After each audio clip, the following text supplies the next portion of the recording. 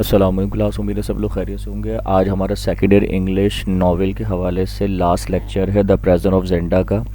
और the prisoner of जेंडा के अंदर हमने लास्ट क्लासेस के अंदर तकरीबन 7 लेक्चर्स जो हैं वो अपलोड किए हुए हैं। और आज हमारा जो है वो लेक्चर नंबर 8 है, पार्ट 8 है हमारा।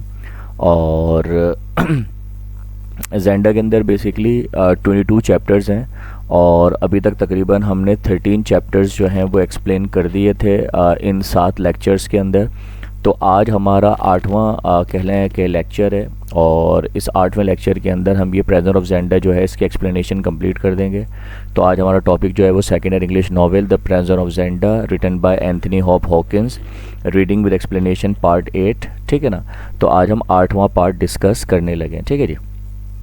अच्छा, इसके अलावा हम आपको बताते चलें, हल्का सा थोड़ा सा ओवरव्यू दे देते हैं आप लोगों को कि 13 चैप्टर्स के अंदर हमने क्या क्या पढ़ा था। जो लास्ट लेक्चर की हमारी बात हुई थी उसमें मैंने आपको बताया था कि Rudolf Rassendyll, colonel Sapt, captain Fritz और उनके जो 10 ट्रस्टवर्दी जेंटलमैन थे ये सारे लोग चले गए थे चैटी ऑफ टर्लिम बेसिकली बादशाह को रेस्क्यू कराने के लिए। सवाल ये सर चैटी ऑफ टर्लिम ही क्यों गए थे? तो हमने आपको बताया था कि चैटी ऑफ टर्लिम जाने का रीज़न ये था कि चैटी ऑफ टर्लिम से जो जेंडा था वहाँ तक का डिस्टेंस सिर्फ 5 माइल का था और वहाँ से आना और जाना वो बड़ा इजी था, कन्वीनियंट था। तो इसलिए चैटी ऑफ टर्लिम को चूज़ किया गया लास्ट ऑपरेशन के लिए। ठीक है जी। अब सिलसिला ये था, लास्ट जो हमने लेक्चर्स में आपको समझाया था कि हमने आपको बताया था कि वहाँ पर जो है ना पहुँचते के साथ ही विद इन 1 आवर जो है ब्लैक माइकल के लोग आ गए थे थ्रेट करने के लिए। फिर उसके बाद उनके जाने के बाद रोसेनडाइल और कॉलोनल सैप जो है वो लैंड लेडी की डॉटर को परसू करने के लिए गए थे ताकि वो ताकि वो जोहान को बुला सके जो कि जेंडा का गेट कीपर है। और फिर जब वहाँ से वापस आए थे तो हमने आपको बताया था कि एक इंसिडेंट हुआ था कि हमारे जो 10 ट्रस्टवर्दी जेंटलमैन थे उसमें से एक को हिट किया गया था, शूट किया गया था ब्लैक माइकल के लोगों की तरफ से, ये समझ कर के ये रुडोल्फ रोसेनडाइल है। क्योंकि जाहिर सी बात हमने बताया था कि 10 ट्रस्टेड जेंटलमैन में से वो जो एक जेंटलमैन था वो अपेरेंटली दूर से ऐसा लगता था कि जैसे बादशाह खड़ा हुआ है। तो मुगालते के अंदर, गलत फहमी के अंदर उस एक ट्रस्टवर्दी जेंटलमैन को मारा गया था, यानी हिट किया गया था, ज़ख्मी किया गया था, जिसका नाम था बर्निस्टन। ठीक है। और ये सारी गुफ्तगू लास्ट टाइम हुई थी। फिर उसके बाद अगले दिन हुआ था कि ब्लैक माइकल के बंदों में से जो है वो रूपर्ट ऑफ हेंजा दोबारा से आ गया था और उसने आकर हमारे रुडोल्फ रोसेनडाइल को जो है ना एक ऑफ़र दी थी और कहा था कि भाई आपको हम सेफ कंडक्ट भी देंगे, ऑफ़र भी दे रहे हैं और आप यहाँ से चले जाएं। लेकिन आप जानते हैं रोसेनडाइल ने जब इसको इनकार किया था तो उसने डैगर निकाल के हल किया था, चाकू मारा था और रुडोल्फ रोसेनडाइल को शदीद ज़ख्मी कर दिया था। तो ये वाली बात हमने लास्ट टाइम कर ली थी। अच्छा, इसी दौरान हमने आपको यही बता दिया था कि जोहान जो है, जोहान को इन्होंने जो है ना वो एक तरह समझ लें किडनैप कर लिया था रुडोल्फ रोसेनडाइल के लोगों ने और उसको फिर अपनी तरफ मिला लिया गया था। और जोहान जो था वही वो बंदा था जो अब सारी कॉन्फिडेंशियल रिपोर्ट्स क्या कर रहा था, हमें ला के जेंडा में से दिया करता था। और दूसरी तरफ हमने आपको बताया था कि मोबान को भी हमने पहले अपनी तरफ कर लिया था। तो मोबान और जोहान की तरफ से हमारे पास बहुत सारे मैसेजेस आते थे यानी रुडोल्फ रोसेनडाइल को, और उन्हीं के मैसेजेस और उनकी इन्फॉर्मेशन पर ही सारा मामला चलता था। ठीक है जी। तो यहाँ तक ये सारी बातें हमने पास्ट में डिस्कस की थी गुज़िश्ता क्लासेस के अंदर। ठीक है। आज जो हम डिस्कस कर रहे हैं चैप्टर नंबर 14 है, जिसके अंदर हमने थोड़ा सा कह लें समरी टाइप की आपके लिए निकाली है, प्लॉट टाइप का निकाला है। अब हुआ क्या था भाई, रुडोल्फ रोसेनडाइल ज़ख्मी हो गए थे क्योंकि आप जानते हैं कि रूपर्ट ऑफ हेंजा चाकू मार के गया था। तो अब क्या करें भाई, बादशाह ज़ख्मी हुआ है तो इस खबर को छुपाया भी नहीं जा सकता। तो कहा जा रहा है to explain Rassendyll's wound official bulletins are publish that the king has been injured in a hunting accident. यानी कि अब जाहिर सी बात है दुनिया को बताना तो पड़ेगा ना, क्योंकि जाहिर सी बात है बहुत सारे लोग ये देख रहे हैं कि बादशाह ज़ख्मी हुआ है, हाथ पर पट्टी बंधी हुई है, आराम कर रहा है। डॉक्टर्स ने भी काफ़ी दिन से कहा हुआ है कि भाई अब आप आराम करें, आप जो है ना इधर चहलकदमी ना करें, आप सीरियसली मतलब सीवियरली शदीद किस्म के ज़ख्मी हैं आप। तो कहा जा रहा है अब ये खबर छुपाएं कैसे? तो लिखा हुआ है अब ये खबर बतानी तो पड़ेगी। तो लिखा हुआ है टू एक्सप्लेन रोसेनडाइल्स वाउंड, यानी कि रुडोल्फ रोसेनडाइल के उस ज़ख़म के बारे में हमने एक एक्सप्लेनेशन क्या दी, एक ऑफिशियल बुलेटिन, एक ख़बरनामा हमने चलवा दिया और उसमें हमने पब्लिश कराया कि king has been injured in a hunting accident. कि भाई मतलब ये नहीं बताया कि रूपर्ट ने हमला किया क्या किया, बल्कि बताया कि भाई एक हंटिंग एक्सीडेंट में जो है वो ज़ख्मी होगा, मतलब शिकार पे गए थे तो किसी जानवर वगैरह ने हमला कर दिया। अब मसला ये था कि अब जाहिर सी बात है रजेंडाइल ज़ख्मी हुआ है, बादशाह ज़ख्मी हुआ है, तो फ्लाविया तक खबर पहुंची। जब फ्लाविया तक खबर पहुंची तो फ्लाविया भागी भागी जो है ना वो कहाँ पर पहुंची, वो टर्लिम स्टेट पहुंची। देखें लिखा हुआ भी है द न्यूज़ ब्रिंग्स, ये देखें लिखा हुआ the news brings princess Flavia to Tarlenheim. अब वो ख़बर सुनते के साथ ही क्या हो गई, प्रिंसेस फ्लाविया यहाँ पे आ गए। अब ये एक और मुसीबत है, जाहिर सी बात है फ्लाविया का यहाँ आना भी डेंजर है, क्योंकि जाहिर सी बात है हम तो जो है ना एक ऑपरेशन के लिए आए हैं यहाँ पे। फिर लिखा हुआ because of his wound Rassendyll can do nothing for the next 2 days but a report from Johann that the king's health is breaking down because of his close confinement. अब हो क्या रहा, खैर फ्लावी आई, फ्लावियो जैसे जैसे हमने मना के समझा के और खैर ख़बर दे के अपनी खैरियत बता के जो है हमने उसको यहाँ से वापस रवाना कर दिया कि भाई तू तो जाओ वापस, ठीक है ना। अब क्या है, बिकॉज ऑफ हिज वाउंड, अब रजेंडाइल इतना शदीद ज़ख्मी है कि Rassendyll can do nothing for the next 2 days। Doctors ने उसको कहा है कि भाई आप अगले कुछ दिनों तक, एटलीस्ट 2-3 दिनों तक आपने कोई काम नहीं करना है, कोई जो है ना भाग दौड़ नहीं करनी है, कोई भी चीज़ एक्टिविटी नहीं करनी है।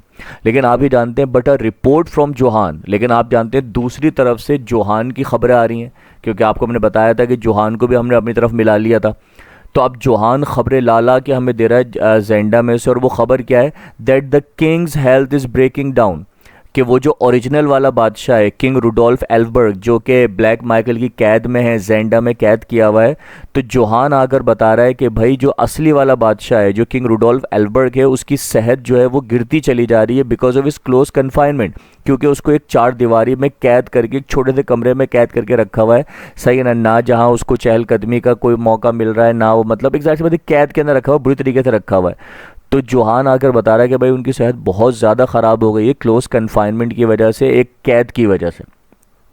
अब सीन क्या है, मेक्स रजेंडाइल डिसाइड। अब जाहिर सी बात है रजेंडाइल ने बोला कि यार ये तो और मसले वाली बात है, सही है ना। एक तरफ जो है ना कह लें कि रूपर्ट हमले कर रहा है, ब्लैक माइकल हमले करवा रहा है, दूसरी तरफ बादशाह भी कैद हुआ हुआ है ओरिजिनल वाला, और उसकी भी सेहत डाउन होती जा रही है, और दूसरी तरफ जो है ना वो फ्लाविया भी यहाँ चक्कर लगा रही है, तो कहीं ऐसा ना हो कि कोई और मसले मसाइल हो जाए। तो फिर रजेंडाइल ने कहा कि यार आराम करेंगे बाद में, तो लिखा हुआ है makes Rassendyll decide that he can risk no further delay. अब रजेंडाइल ने फैसला किया कि अब हम कोई फर्दर डिले नहीं करेंगे, क्योंकि जाहिर सी बात है कि बादशाह की सेहत डाउन होती जा रही है, और इतनी डाउन होती जा रही है कि अभी जैसा आगे लिखा हुआ भी आएगा कि ब्लैक माइकल ने ओरिजिनल बादशाह के लिए इसको कैद किया हुआ था, उसके लिए उसने एक फिजिशियन, एक डॉक्टर हायर किया था ताकि कहीं उसका थोड़ा बहुत ख्याल रखा जा सके। अब सीन क्या है, तो कह रहे हैं makes Rassendyll decide that he can risk no further delay. अब रजेंडाइल ने कहा यार अब हम मज़ीद डिले नहीं करेंगे, क्योंकि जाहिर सी बात है डिले करने का कोई फ़ायदा नहीं है, क्योंकि वैसे भी जो ओरिजिनल बादशाह है उसकी सेहत डाउन होती जा रही है और कोई नुकसान ना हो जाए। तो फिर क्या हुआ, रजेंडाइल ने क्या सोचा, रजेंडाइल ने कहा हम एक काम करते हैं। अब जाहिर सी बात है जोहान की बातों पर भी कंप्लीट बिलीव नहीं किया जा सकता, जोहान आगे खबरें तो दे रहा है कि ऐसा है वैसा है, लेकिन रजेंडाइल ने कहा कि यार पता नहीं आज जोहान हमें रियल खबरें दे रहा है नहीं दे रहा, सही है ना, मतलब इसकी बातों में सच्चाई है कि नहीं है, तो खुद जाके कुछ ना कुछ देखना पड़ेगा।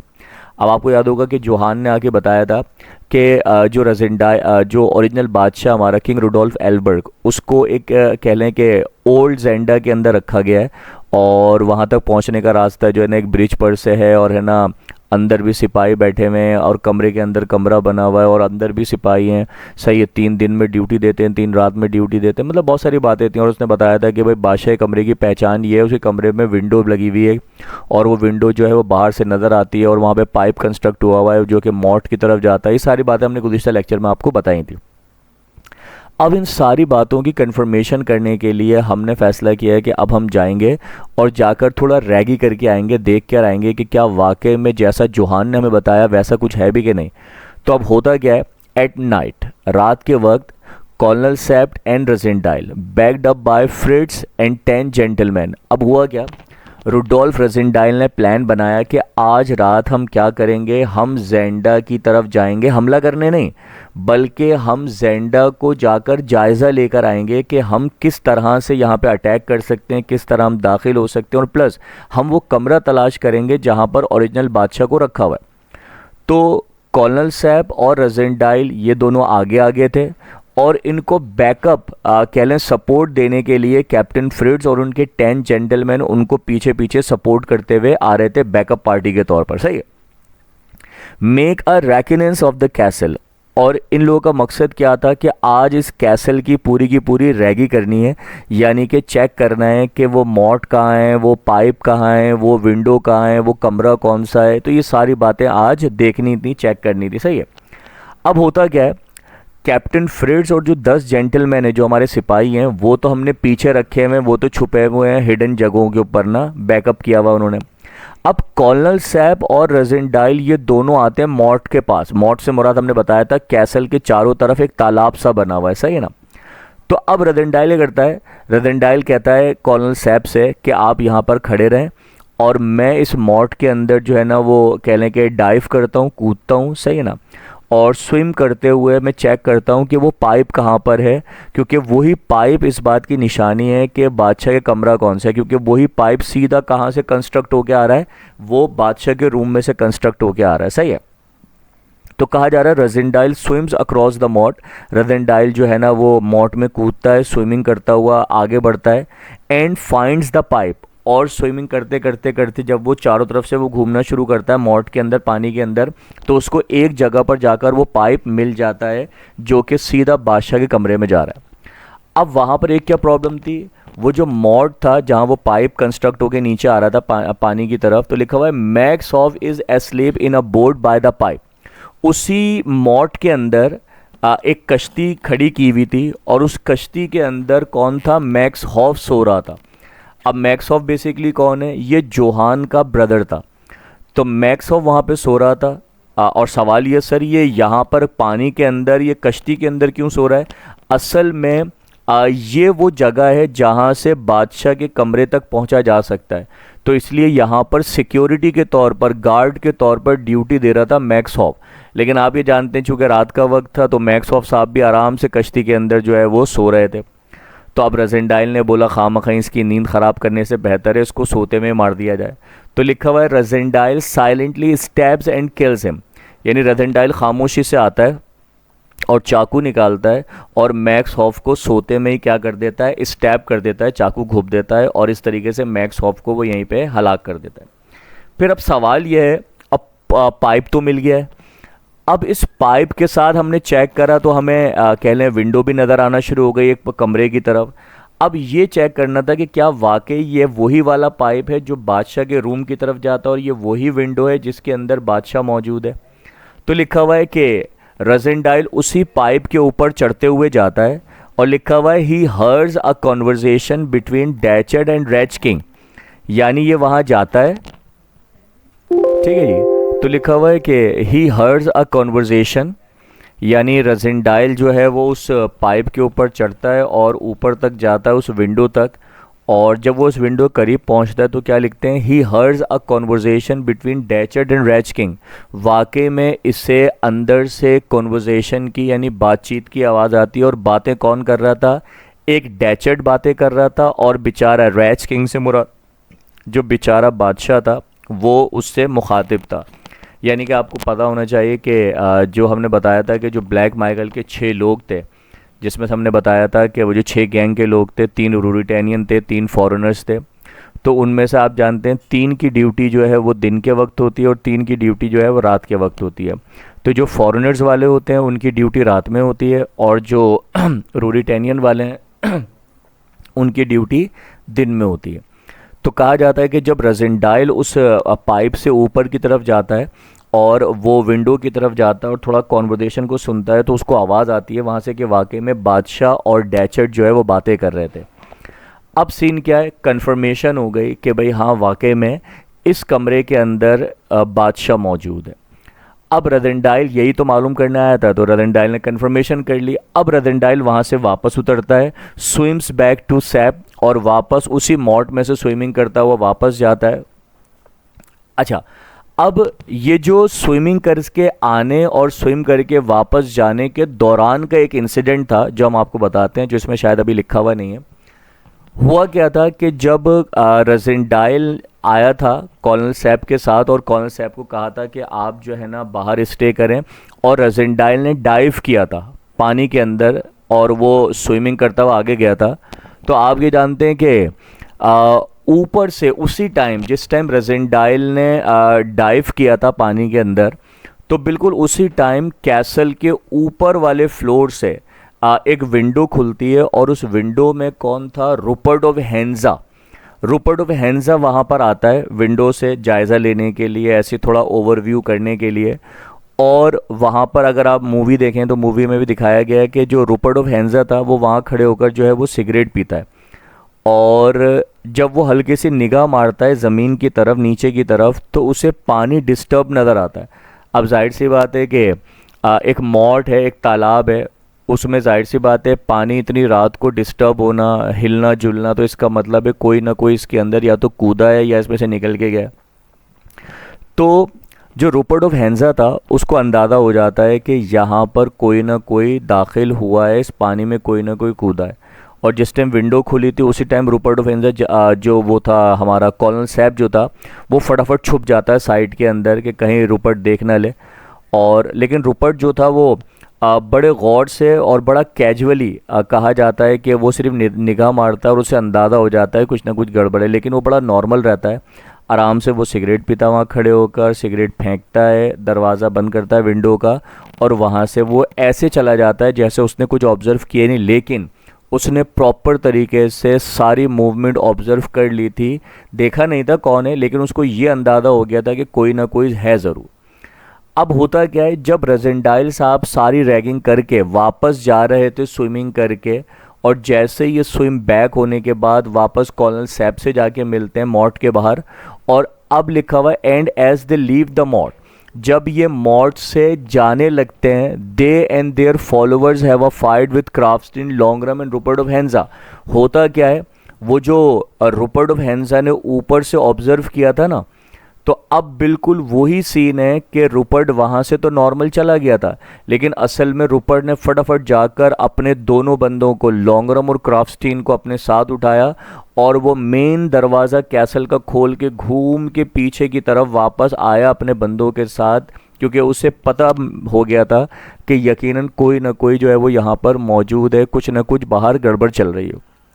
और बिल्कुल वैसे ही हुआ कि रुडोल्फ रोज़ेंडाइल, सही ना, और कॉर्नल सैप और ये कैप्टन फ्रिट्ज और ये 10 सिपाही, जब ये लोग वापस जा रहे थे तो एकदम इनके सामने से कौन आ जाता है, लिखा हुआ है कि कॉर्नल सैप और ये जो रुडोल्फ रोज़ेंडाइल है, जब ये मॉट से जा रहे होते हैं, leave the moat, they and their followers have a fight with Krafstein, तो फिर इनके सामने कौन आ जाते हैं, Krafstein, Lauengram and Rupert of Hentzau, और इनको इनसे फाइट करनी पड़ती है। और आप ये जानते हैं कि जाहिर सी बात है Rudolf Rassendyll, colonel Sapt, captain Fritz, 10 सिपाही, ये तो 13 बंदे हैं, और इनके सामने कितने लोग आए, सिर्फ 3 लोग, रुपर्ट ऑफ हेंजा, लॉन्गरम और क्राफ्टस्टीन, ये जो तीनों रूरिटेनियन थे। अब इनकी जब फाइट होती है तो जाहिर सी बात है 13 बंदे ज़्यादा हैं, 3 बंदे कम हैं, तो जाहिर सी बात है कुटाई तो 3 की लगनी है। तो फिर होता क्या है, क्राफ्टस्टीन एंड लॉन्गरम आर किल्ड, यानी क्राफ्टस्टीन और लॉन्गरम जो है वो मारे जाते हैं। और सिर्फ यही नहीं होता कि वो सिर्फ मर गए, बल्कि वो भी इतने ज़बरदस्त फाइटर थे कि मरते मरते भी इन्होंने क्या किया था, but so are 4 of Fritz's party, यानी कैप्टन फ्रिट्स के जो 10 सिपाही थे उसमें से 4 सिपाहियों को इन्होंने भी हलाक किया था। यानी रुपर्ट ऑफ हेंजा, क्राफ्टस्टीन और लॉन्गरम, ये जो 3 रूरिटेनियन थे, इनकी फ़ाइट हुई थी 13 बंदों से, और इस फाइट के अंदर रुपर्ट ऑफ हेंजा के 2 लोग मारे गए थे, क्राफ्टस्टीन और लॉन्गरम, लेकिन कैप्टन फ्रिट्स के जो 10 सिपाही थे उनमें से भी 4 बंदे क्या हुए थे, हलाक हुए थे। सही है जी। तो ये चैप्टर था चैप्टर नंबर 14। अब चैप्टर नंबर 15 की बात करते हैं। अब ये चैप्टर नंबर 15 किस हवाले से है, अब जाहिर सी बात है हमारे 4 बंदे मारे गए, यानी कैप्टन फ्रिट्स की पार्टी के 4 बंदे, और ये 10 सिपाही वो थे जिनको हम रूरिटेनिया से ये कहकर लाए थे कि भाई ये तो बादशाह की प्रोटेक्शन में जा रहे हैं और बादशाह चूँकि शिकार पे जा रहे हैं, ठीक है ना, तो ये उनके साथ साथ रहेंगे एज ए गार्ड। लेकिन सवाल ये है 4 लोग मारे गए। अब जब इनकी डेड बॉडीज़ इनकी फैमिलीज़ को भेजी जाएंगी, रूरिटेनिया भेजी जाएंगी, सही है ना, तो फिर लोगों को क्या जस्टिफिकेशन दी जाएगी कि भाई ये 4 बंदे कैसे मारे गए। तो फिर हमें उनकी जो है कह लें कुर्बानियों को थोड़ा सा कह लें छुपाना पड़ा, रायगा करना पड़ा। और फिर हमने क्या बुलेटिन चलाई, जब जाहिर सी बात है मीडिया सामने आ गया और बादशाह से और कॉर्नल सैप से और कैप्टन फ्रिट्ज से सवाल होने लगे कि भाई ये 4 बंदे कैसे मर गए, ये तो आपके साथ थे 10 सिपाही, इनमें से 4 कैसे हलाक हो गए। अब ये भी नहीं बता सकते कि भाई हम तो जो है ना जेंडा गए थे और जेंडा में हम इन्वेस्टिगेट करने गए थे अपने असली वाले बादशाह को, सही है ना, और वहाँ गए तो वहाँ पे रुपर्ट ने हमला कर दिया था और ऐसा वैसा, और इसी झगड़े के अंदर लड़ाई में मारेगा भी, ये तो बता नहीं सकते क्योंकि कोल्ड वॉर चल रही है, सही है ना। ज़ाहिरी तौर पे सब नॉर्मल चल रहा है लेकिन हिडन वे में जो है ना वो फाइट चल रही है, तो बताया भी नहीं जा सकता क्योंकि अगर एक बात बताएंगे तो फिर हज़ारों बातें बतानी पड़ेंगी। तो कहा जाता है the deaths of the gentleman in the affray Zenda cannot be concealed. ये तो कन्फर्म थी कि हमारे उन 4 सिपाहियों की जो मौत थी जो जेंडा में वाक़ हुई, जो उस लड़ाई झगड़े में हुई, कैन नॉट बी कंसील्ड, वो छुपाई नहीं जा सकती। And the public explanation is that, और फिर मजबूरन हमें क्या करना पड़ा, हमें आवाम के सामने एक एक्सप्लेनेशन देनी पड़ी that they died in a private quarrel. हमने ये कह दिया, हमने लाताल्लुकी कर दी, हमने कहा भाई हमें नहीं पता कि ये लोग कैसे मर गए, शायद इनका कोई प्राइवेट क्वारल, कोई आपसी झगड़ा होगा, कोई पर्सनल झगड़ा हुआ हो किसी से, हमें नहीं पता ये कैसे मर गए।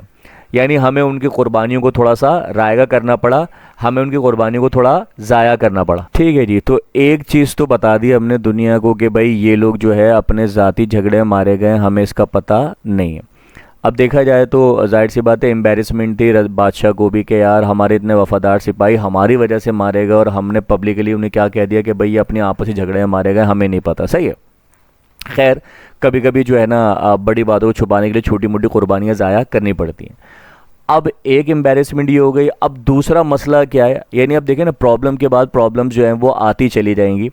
एक तो क्या प्रॉब्लम थी कि भाई हम जो है ना वहाँ गए थे, वहाँ पे झगड़ा हो गया, हालांकि हम वहाँ पे झगड़ा करने के मूड में गए नहीं थे, लेकिन बहरहाल, और फिर हमारे 4 बंदे मारे गए और प्लस हमने भी उनके 2 अहम बंदे जिसे कहते हैं ना एक लॉन्गरम और एक क्राफ्टस्टीन जो है उन दोनों को हलाक कर दिया। अब क्या होता है, कह रहे हैं Rassendyll is embarrassed by the arrival in Zenda of the prefect of police. अब एक और बड़ा मुसीबत जिसे कहते हैं कि वो हमारे सामने एक बड़ी मुसीबत आ रही है, और वो क्या है कि अब जैसे ही हम अपने दरबार वगैरह में पहुँचे तो कह रहे हैं Rassendyll is embarrassed by the arrival in Zenda of the prefect of the police. यहाँ पर हमसे एक पुलिस ऑफिसर मिलने आया है जो कि हमारे रूरिटेनिया का ही है, और ये पुलिस ऑफिसर का आना एक बड़ा एम्बेरसमेंट था। क्यों एम्बेरसिंग था, क्योंकि आपको याद होगा थोड़े देर से पहले एक रुडोल्फ रजेंडाइल साहब जो थे वो कह लें कि ड्रेसडन और टायरल से एंटर हुए थे रूरिटेनिया में, जो कि जिनका ताल्लुक जो था ना वो कह लें कि इंग्लिश जेंटलमैन थे, सही है ना, पेरिस से आए थे। तो सवाल ये कि वो रजेंडाइल साहब कहाँ गायब हुए हैं। असल में बीइंग ए ऑडियंस हमें तो पता है कि वो रजेंडाइल साहब तो बादशाह बन के बैठे हुए हैं क्योंकि ओरिजिनल वाले एल्बर्ग साहब जो हैं वो किडनैप हुए हैं। लेकिन आप ये जानते हैं कि रुडोल्फ रजेंडाइल जो था वो एक ब्रिटिश एम्बेसडर के साथ था, सही है ना, जो कि इसकी भाभी जो रोज़ थी उसके जो अंकल थे जॉर्ज फेदरली, जिनके साथ ये ड्रेसडन और टायरल आया था नौकरी पर और फिर वहाँ से चुपके से भागकर ये रूरिटेनिया में आ गया था। तो अब सीन क्या है कि वही जो ब्रिटिश एम्बेसडर थे, डिप्लोमेट इन ब्रिटिश एम्बेसी जो थे, जिनका नाम था जॉर्ज फेदरली, उन्होंने रूरिटेनिया गवर्नमेंट को लेटर लिख दिया कि भाई हमारा एक बंदा है रुडोल्फ रजेंडाइल, वो बेसिकली मिसिंग है और वो कहाँ चला गया, उसको ढूंढ के दें आप हमारे को, हमारा बंदा किधर गया। तो अब जाहिर सी बात है वो लेटर किसके पास आया है, वो पुलिस के पास आया। अब पुलिस इन्वेस्टिगेट कर रही है कि भाई वो मिस्टर रजेंडाइल कहाँ चले गए। अब जाहिर सी बात है पुलिस को भी सबसे पहले इन्फॉर्म किसको करना है, बादशाह को इन्फॉर्म करना है कि सर ऐसा ऐसा मसला आया है ब्रिटिश एम्बेसी की तरफ से, अब आप बताएं क्या करना चाहिए। तो लिखा हुआ है रजेंडाइल जो है वो बड़ा परेशान होता है, वो कहता है यार ये तो मेरे को ही ढूंढ रहे हैं सारे के सारे लोग। तो फिर पुलिस जब आती है who at the request of British ambassador, और ये पुलिस ऑफिसर अपनी मर्जी से नहीं आया, ये ब्रिटिश एम्बेसडर के कहने पर उसकी मर्जी से आया है, जाहिर सी बात है उसने लेटर लिखा है। और किस लिए आया, is investigating the disappearance of mister Rassendyll. और ये पुलिस ऑफिसर जो प्रीफेक्ट ऑफ द पुलिस है ये इन्वेस्टिगेट कर रहा है किस चीज़ को, डिसअपीयरेंस ऑफ मिस्टर रजेंडाइल, यानी मिस्टर रजेंडाइल के डिसअपीयरेंस यानी गुमशुदगी को वो क्या कर रहा है, वो ढूंढ रहा है कि भाई हमारे मिस्टर रजेंडाइल जो हैं जो कि गैर मुल्की थे, वो रूरिटेनिया में आए थे, वो कहाँ गायब हो गए। अब ये सारा माजरा बता रहा है किसको आकर, बादशाह को। और आप जानते हैं बादशाह खुद कौन है, वो रजेंडाइल ही तो है। अब जब रजेंडाइल ये सारी बातें सुनता है कि यार मेरी ढूंढ मच रही है, सही ना, और पुलिस भी इन्वॉल्व हो गई और पुलिस भी इन्वेस्टिगेट कर रही है, तो जाहिर सी बात अब ऐसा ना हो कि मसले मसाइल और बढ़ जाएं और कहीं जो है ना हमारा ये इतना सीक्रेट मिशन जो है ना ये खुल के सामने ना आ जाए, दुनिया को पता ना चल जाए कि ओरिजिनल बादशाह तो किडनैप हुआ और मैं डुप्लीकेट बन के जो है ना वो गुजार रहा हूँ। The prefect knows that. अच्छा, अब पुलिस ऐसे ही नहीं आई, पुलिस के पास इंफॉर्मेशन है। क्या इंफॉर्मेशन है? दैट रेजेंडाइल केम इन टू रूरिटेनिया, कि भाई मिस्टर रेजेंडाइल रूरिटेनिया आए थे on the same train as Madame de Mauban, और उसी ट्रेन में आए थे जिसमें मोबान आई थी। तो इसका मतलब यह है कि मोबान भी विटनेस है इस चीज़ की। That Madame de Mauban is at Michael's castle, और पुलिस बता रही है सर चूंकि मोबान जो है ना ब्लैक माइकल के कैसल में रहती है और उसकी गर्लफ्रेंड है, एंड फियर्स दैट, और हमें ऐसा डर लगता है, हमें ऐसा लगता है, हमें ऐसा खौफ है कि कहीं माइकल ने, ब्लैक माइकल ने आउट ऑफ जेलिसी, कहीं वो जेलिसी में आके may have kidnap the missing mister Rassendyll, के ऐसा तो नहीं कि उसने मिस्टर रेजेंडाइल को जो है ना जेलिसी में आके किडनैप कर लिया हो ताकि है ना बादशाह अकेले और मुल्कों से हमारे ताल्लुकात ख़राब हों और दूसरे मुल्कों के बंदे किडनैप हो जाए। सही है ना? तो ये सारी बातें कौन बता रहा है? ये प्रीफेक्ट ऑफ द पुलिस बता रहा है कि सर हम मिस्टर रेजेंडाइल को ढूंढ रहे हैं, और मिस्टर रेजेंडाइल जो है ना वो दूसरे मुल्क से आए थे और है ना ब्रिटिश एम्बेसडर के साथ हुआ करते थे, और उन्होंने लेटर लिखा हमारा बंदा मिसिंग है, रूरिटेनिया आया था। और पुलिस कहती है सर हमने भी इन्वेस्टिगेशन की है, मोबान वाले कंपार्टमेंट में बैठे हुए थे, और मोबान चूँकि ब्लैक माइकल की बंदी है तो हमें लग रहा है कि ऐसा ना हो ब्लैक माइकल ने किडनैप कर लिया हो किसको, रेजेंडाइल को। अब ये सारी बातें जो है ना ये बादशाह के सामने पुलिस ऑफिसर बयान कर रहा है, और बादशाह खुद कौन है? वो खुद ही रेजेंडाइल है। तो अब रेजेंडाइल करता है, रेजेंडाइल ने आज से पहले कभी इस पावर का इस्तेमाल नहीं किया। बादशाह बन के तो बैठा हुआ है लेकिन कभी उसने उस बादशाहत का इस्तेमाल अपने लिए नहीं किया। लेकिन कहा जा रहा है आज पहली मर्तबा Rassendyll using his authority as king, आज पहली मर्तबा रेजेंडाइल ने रेजेंडाइल बन के फैसला नहीं किया बल्कि बादशाह बन के एक डिसीजन लिया, और वो क्या था? Instructs the prefect to leave the matter to him for the next few days.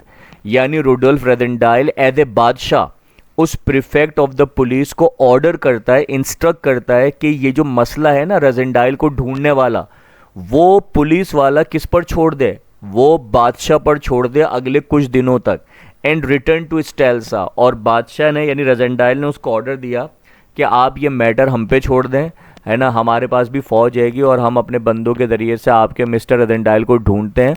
आप फ़िलहाल क्या करें, आप ज़्यादा दिमाग मत चलाएं और सीधे स्टेल्सा वापस चले जाएं, आपका बंदा हम ढूंढ के देंगे। ऐसा रेजेंडाइल ने क्यों कहा? ताकि कोई फर्दर इंक्वायरी ना हो, क्योंकि जाहिर सी बात है पुलिस अगर जेंडा में रहती तो वो इंक्वायरी करती, और ऐसा भी पॉसिबल था कि पुलिस जो है ना जेंडा पर कह लें कि अटैक कर देती या रेड कर देती और छापा मार देती, और वहाँ से कहीं ओरिजिनल वाले बादशाह सलामत रिकवर हो जाते, तो पुलिस तो जो है ना ये जो कह लें कि डुप्लीकेट बन के बैठे हुए रेजेंडाइल साहब बादशाह, सही ना, इनको ना पकड़ लेती। तो रेजेंडाइल ने बड़ा सोच समझ के अपनी बादशाहत का इस्तेमाल किया, और उसने उस प्रीफेक्ट ऑफ द पुलिस से कहा कि आप वापस जाएं, सही है ना, और आपके मिस्टर रेजेंडाइल को हम ढूंढ के देंगे, ये मसला कुछ दिनों तक आप हमारे ऊपर छोड़ दें और आप वापस इस शहर से चले जाएं। और चूंकि बादशाह का ऑर्डर था तो पुलिस ऑफिसर खामोशी से वापस चला जाता है। अब सीन क्या है? रेजेंडाइल ऑल्सो मीट्स रूपर्ट ऑफ हेंजा। अब देखें एक और मुसीबत, अब ये प्रीफेक्ट ऑफ द पुलिस चला गया, लेकिन अब दूसरी तरफ रेजेंडाइल से मिलने फिर कौन आ गया? रूपर्ट ऑफ हेंजा आ गया। अब आप देख लें कितनी बार आ चुका है ये, एक दफ़ा ये चाकू मारे गया था, आज फिर मिलने आ गया, चाकू मारने से एक दिन पहले भी आया था लेकिन 3 बंदों के साथ आया था। जब हम चैटी ऑफ टर्ली में फ़र्स्ट टाइम पहुंचे थे तो आफ्टर 1 आवर आ गया था ना, ये अपने 2-3 बंदों को लेके आ गया था ये। फिर अगले दिन सुबह में ये अकेला आया था जब ये चाकू मारे गया था, आज ये फिर आ गया। अब आप देखें हिम्मत देखें इसकी, चाकू भी मार के जा चुका और फिर आ गया सामने ना। तो Rassendyll also meets Rupert of Hentzau in the street of Zenda, neither side dare attack the other in such a public place. अच्छा, अब है क्या मामला? पहले रूपर्ट जब आया था तो थ्रेट करने आया था, फिर अगली बार जब रूपर्ट आया तो चाकू मार के गया, लेकिन आज जो रूपर्ट आया है, पिछली दोनों बार या तीनों बार जब जब रूपर्ट की मुलाकात हुई रेजेंडाइल से तो वो सारी ब्लैक माइकल के ऑर्डर पे हुआ करती थी, लेकिन आज जो ये वाली मुलाकात हो रही है स्ट्रीट ऑफ जेंडा में, ये ब्लैक माइकल के ऑर्डर पर नहीं हो रही बल्कि रूपर्ट ऑफ हेंजा जो है अपनी मर्जी से किससे मिलने आया है? रुडोल्फ रेजेंडाइल से मिलने आया है। सवाल ये सर कहीं ऐसा तो नहीं या आज भी अटैक करके जाए?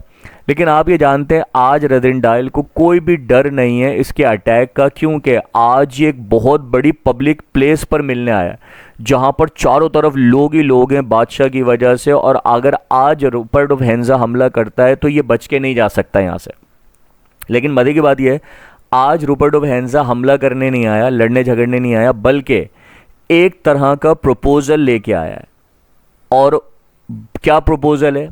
जब ये बात करता है रूपर्ट ऑफ हेंजा रज़ेंडाइल से, तो कह रहे हैं इस गुफ्तगू के अंदर learns that Rupert and Michael are enemies, यानी जब रज़ेंडाइल रूपर्ट से बातें कर रहा है तो इसकी बातों से पता चलता है कि बेसिकली रूपर्ट और माइकल भी आपस में दुश्मन है।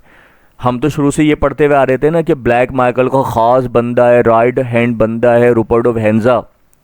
लेकिन आज रूपर्ट ने जो बातें करी उससे पता चल रहा था कि असल में रूपर्ट ऑफ हेंजा और ब्लैक माइकल के दरमियान भी क्या है, शदीद दुश्मनी है। और आप ये जानते हैं दुश्मनी की वजह क्या है? Because they both are attracted, ये एफ गलत लिखा हुआ आर ए, basically they both are attracted by Madame de Mauban. और झगड़े की वजह कौन है? दोनों ही बंदे इंटरेस्टेड हैं मदाम दी मोबान के अंदर, क्योंकि आप जानते हैं कि ब्लैक माइकल तो वैसे ही इंटरेस्टेड है, जाहिर सी बात है, भले वो फेक वे में है या उसको यूज़ कर रहा है मोबान को, लेकिन जाहिर सी बात है इजारादारी तो किसकी कायम है? ब्लैक माइकल ही कायम है मोबान के ऊपर। और मोबान भी जो है ना बेसिकली वो डाई हार्टेडली पसंद करती है किसको? रूपर्ट ऑफ ब्लैक माइकल को। लेकिन आप जानते हैं दूसरी तरफ रूपर्ट भी जो था इन्वॉल्व था मोबान के अंदर, तो रूपर्ट चाहता था कि मोबान जो है ना वो उसकी तरफ अट्रैक्ट हो जाए, लेकिन जो है ना मोबान अट्रैक्टेड थी किसकी तरफ? ब्लैक माइकल की तरफ। तो बहरहाल असल जो मुद्दा है रूपर्ट का ब्लैक माइकल से दुश्मनी का वो थी मोबान।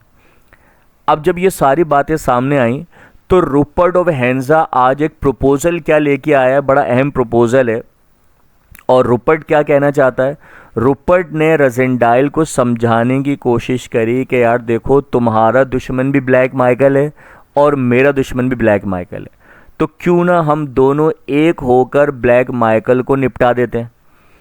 और क्योंकि जाहिर सी बात है कह लें कि रूपर्ट कहता है कि और मुझे ऐसा लगता है कि आप भी इंटरेस्टेड हैं प्रिंसेस फ्लाविया के अंदर, तो एक काम करते हैं पहले मिल के ब्लैक माइकल को हलाक करते हैं और उसके बाद फिर जो है हलाक कर देंगे असली वाले बादशाह को।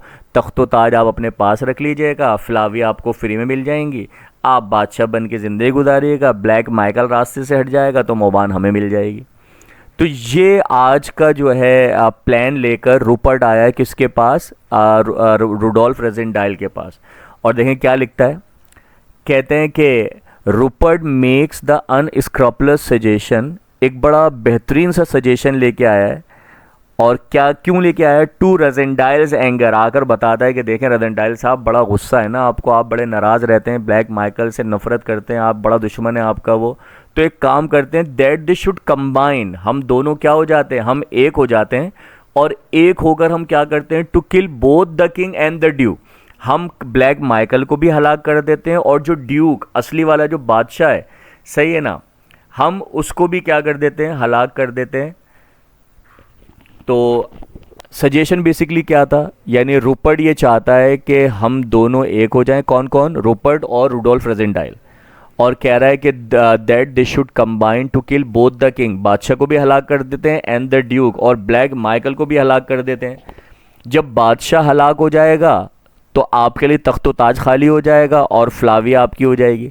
तो लिखा हुआ in keep Rassendyll on the throne, throne बोला तख्तो ताज, यानी कहता है कि आप तख्तो ताज आप संभाल लीजिएगा, बादशाहत आप रख लीजिएगा, मुझे बादशाहत में कोई इंटरेस्ट नहीं है, फ्लाविया भी आपकी हो जाएगी, सही है ना, लेकिन ब्लैक माइकल के मरने की वजह से मोबान को मैं हासिल कर सकूंगा। तो फिर लिखा हुआ है कि ये सारा सजेशन सुनने के बाद आप जानते हैं रुडोल्फ रज़ेंडाइल उसकी बात से इनकार करता है, कहता है नहीं भाई मैं आपके साथ नहीं दे सकता, ना मैं इस किस्म के आपके किसी भी आप प्लान का हिस्सा बनना चाहता हूँ और मैं कोई भी ऐसा गलत काम नहीं करूँगा। फिर उसके बाद आप जानते हैं कि रज़ेंडाइल जो है ना जब उसको मना कर देता है तो रूपर्ट ऑफ हेंजा वहाँ से वापस चला जाता है अपना प्लान लेके। फिर लिखा हुआ है immediately afterward Rassendyll receives through Johan a note from Madame de Mauban who begs to be rescued from Michael and his gang. अब होता क्या है, इसके जाने के बाद जोहान की तरफ से एक पैगाम आ जाता है भागा भागा, और वो पैगाम बेसिकली किसने भेजा है? Through Johan a note from madame ने मोबान, यानी मोबान ने ख़त लिखा है जो कि उसने जोहान को दिया था, और जोहान के ज़रिए उसने किसको पहुंचाया? रुडोल्फ रोजेंडाइल को पहुंचाया। और उस ख़त में क्या कह रही है Mauban? Who begs to be rescued from Michael and his gang. उस ख़त के अंदर मोबान बैग कर रही है, इल्तिजा कर रही है, रिक्वेस्ट कर रही है टू बी रेस्क्यूड, कि उसको बचाया जाए from Michael and his gang, black Michael और उसके गैंग वालों से बचाया जाए मोबान को। सवाल ये सर, अब ब्लैक माइकल की ही तो बंदी है ये, कह लें मोबान, हाँ है तो बंदी, लेकिन अब ब्लैक माइकल को और उसके गैंग को शक होने लगा है क्योंकि इन्फॉर्मेशंस लीक हो रही हैं, और जब इन्फॉर्मेशन लीक्स हो रही हैं तो जाहिर सी बात है उसका शक जा रहा है किसकी तरफ? मोबान की तरफ। और ब्लैक माइकल ने मोबान को उसी के अपार्टमेंट के अंदर कैद कर दिया है, सही है। तो अब जाहिर सी बात है मोबान खुद तो बाहर आ नहीं सकती, तो उसने ख़त लिखा है और ख़त उसने जोहान को दिया, और जोहान के ज़रिए से वो ख़त पहुंचाया गया रुडोल्फ रोजेंडाइल के पास कि अब वो जाए और जाकर उसको कहे कि मोबान को आकर बचाया जाए ब्लैक माइकल और उसके गैंग वालों से। तो ये तो था हमारा चैप्टर नंबर 15। अब बता देते हैं हम आपको चैप्टर नंबर 16 के अंदर क्या हो रहा है। अब देखें, प्रॉब्लम पे प्रॉब्लम क्या होती जा रही है? बढ़ती जा रही है, यानी इश्यूज क्रिएट होते चले जा रहे हैं, होते चले जा रहे हैं। अच्छा, अब देखें, एक तरफ तो बताया जा रहा है कि भाई बादशाह बहुत शदीद बीमार है, हमें बादशाह को बचाने जाना है। दूसरी तरफ ब्लैक माइकल हमले करवा रहा है। दूसरी तरफ जो है ना रूपर्ट अपनी कह लें डिफरेंट प्लान्स लेके आ रहा है। इधर से मोबान कह रही है मुझे बचाओ, उधर से जोहान खबरें ला के दे रहा है कि भाई बादशाह की सेहत बिल्कुल डाउन होती जा रही है, ठीक है ना। अब रोजेंडाइल बेचारा बिल्कुल परेशान हो गया। अच्छा, इन सारी परेशानियों के बाद एक और मुसीबत किसने क्रिएट कर दी? Marshal Strakencz and the chancellor. आपको याद होगा मार्शल स्ट्रैकन्स बेसिकली कौन है? मार्शल स्ट्रैकन्स जो है वो रूरिटेनियन आर्मी का चीफ है, और मार्शल स्ट्रैकन्स जो है वो रूरिटेनियन आर्मी का चीफ, और जो चांसलर है, चांसलर भी कोई इनका एक ऑफिसर है, जैसे यूनिवर्सिटी में होते हैं वाइस चांसलर होता है, कोई अफसर होता है, ये भी सही ना। अब इन दो बंदों ने एक और प्रॉब्लम क्रिएट कर दी, और वो क्या प्रॉब्लम है? असल में जब रोजेंडाइल ने तख्त-ओ-ताज संभाला था तो किसी को तो पता नहीं था कि भाई ये असली वाला है कि नकली वाला है। तो लोग तो यही समझते थे कि ये तो हमारा ओरिजिनल बादशाह है, और मार्शल स्ट्रैकन्स भी यही समझता था, चांसलर भी।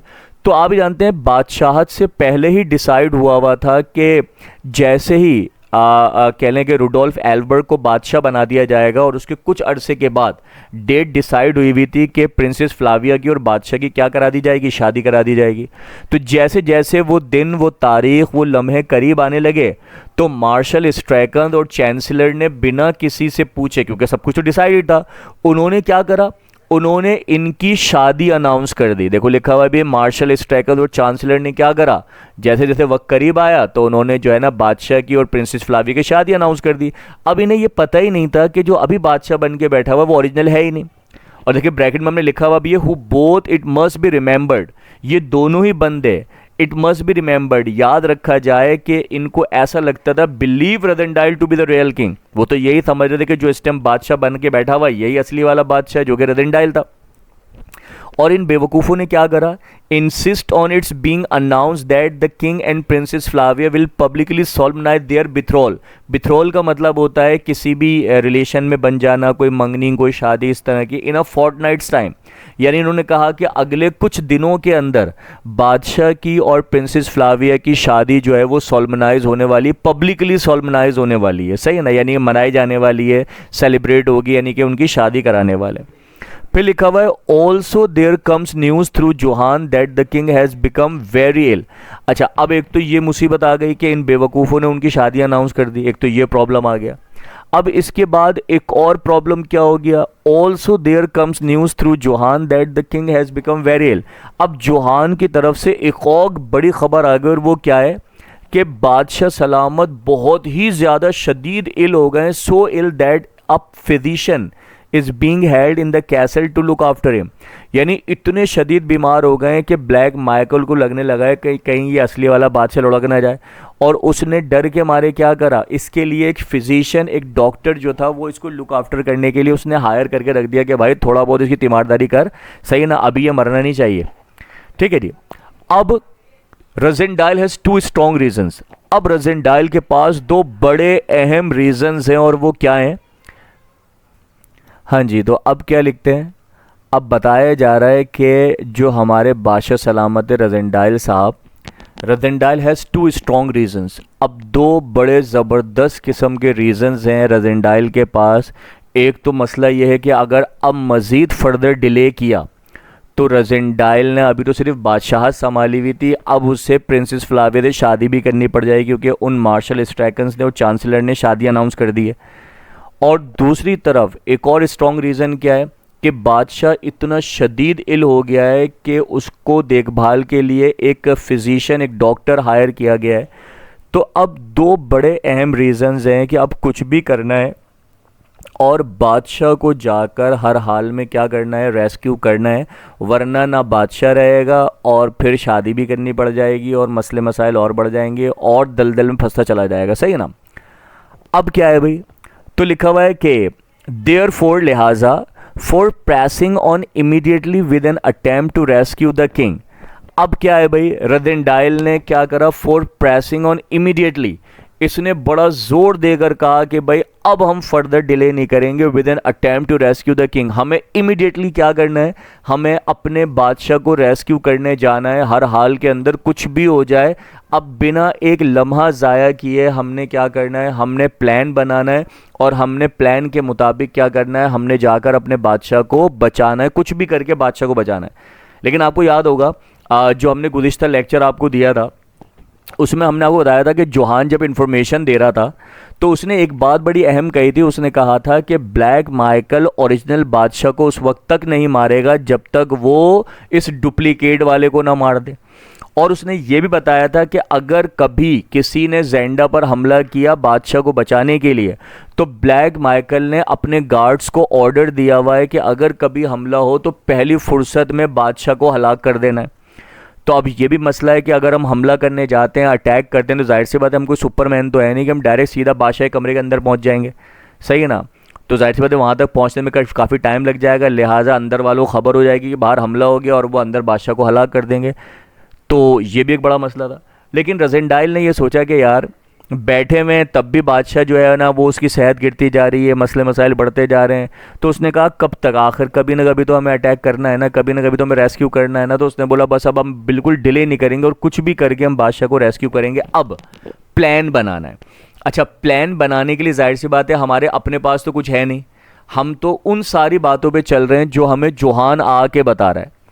तो अभी भी हम क्या कर रहे हैं, हम जोहान से इन्फॉर्मेशन ले रहे हैं कि भाई बताओ बादशाह को कहाँ रखा हुआ है, वहाँ तक कैसे पहुँचे हैं, बीच में कितने गार्ड्स होंगे, मेन दरवाजे पे कौन होगा, क्या होगा, कैसे होगा, क्या होगा। तो अब हम बात कर रहे हैं जोहान से और हम इन्फॉर्मेशन हासिल कर रहे हैं। तो देखो लिखा हुआ भी है इन ड्रॉइंग अप हिज प्लान। अब हम क्या कर रहे हैं, अपना प्लान ड्रॉ कर रहे हैं। और फिर लिखा हुआ है he has the following information mainly derived from Johan to go on. अब जितनी भी हम प्लान बना रहे हैं, जिस भी इंफॉर्मेशन के तहत बना रहे हैं, इसमें से सारी की सारी almost information derived from Johan. ये किसने हमें बताई है, जोहान ने बताई।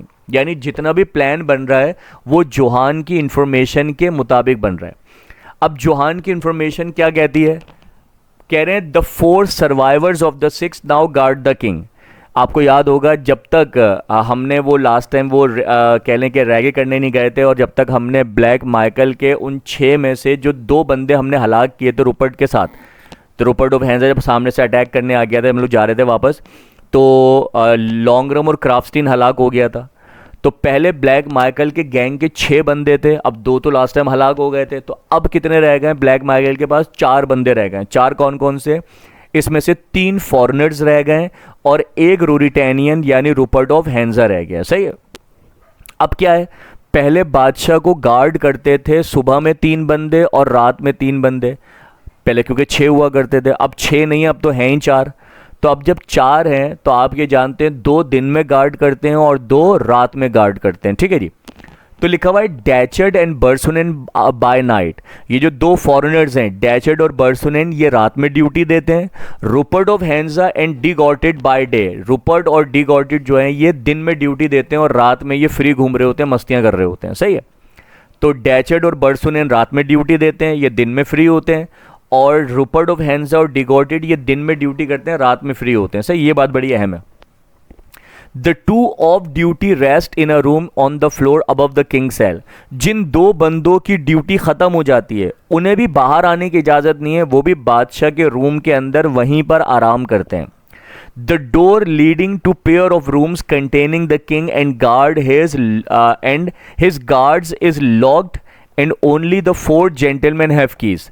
कहा गया जा रहा है कि जो बादशाह का जो रूम है वो कैसा है, the door leading to the pair of rooms, यानी कि दरवाजे में एंटर होंगे तो 2 कमरे आपको गुजारने पड़ेंगे, यानी दरवाज़ा खोलते एक कमरा है, फिर अंदर जाकर एक और दरवाज़ा खोलेंगे तो एक और कमरा है, यानी एक दरवाजे में आपको 2 कमरे मिलेंगे।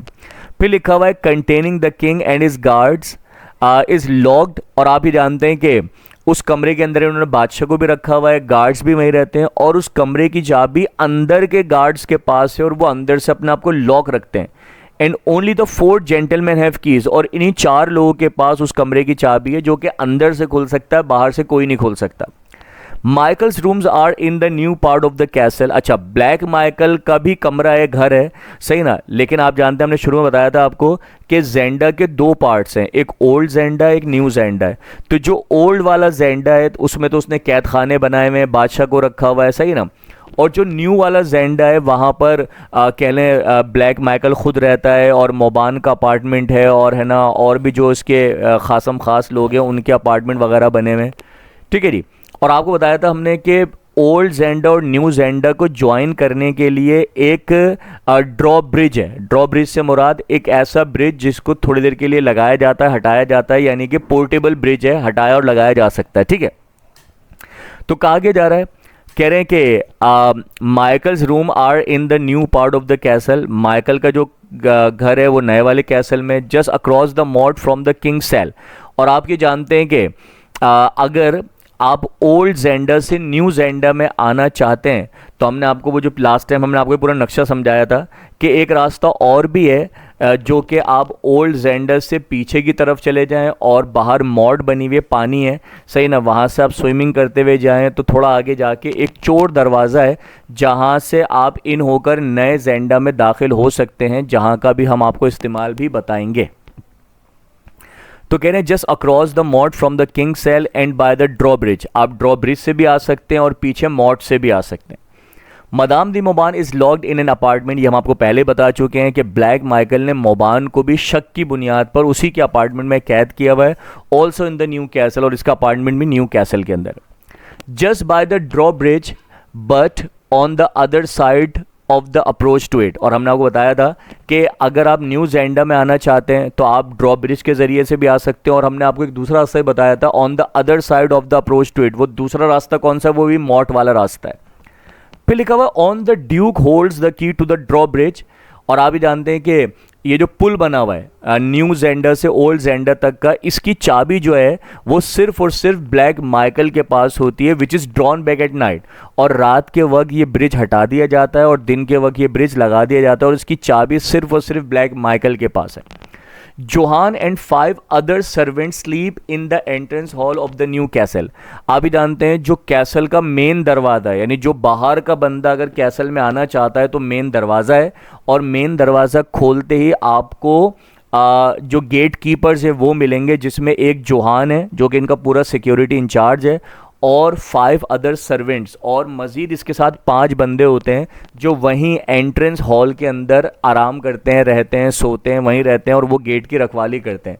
दे are armed only with pikes. और आप ये जानते हैं इनके पास गेट कीपर्स हैं, हालांकि भाई इनके पास तो फायर आर्म्स होने चाहिए, हथियार होने चाहिए, गन्स होनी चाहिए, लेकिन they are armed only with pikes. इनके पास सिर्फ डंडे हैं।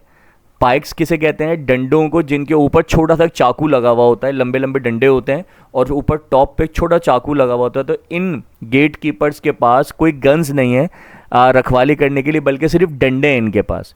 और ऐसा क्यों है, because Michael will not trust them with fire arms.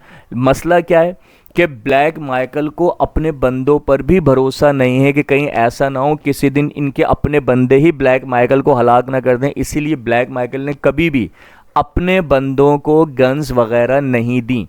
इसने हमेशा लाठी डंडे वंडे ये सब दे के रखे, सही ना, क्योंकि जाहिर सी बात है ये खुद डरता था कि कहीं उसके अपने ही बंदे किसी जेलिसी में, किसी नफ़रत में आकर उसको हलाक ना कर दें। तो होपफुली यहाँ तक आपको समझ में आया होगा, तो मज़ीद हम आपको अगले लेक्चर के अंदर समझा देते हैं। अल्लाह हाफ़िज़।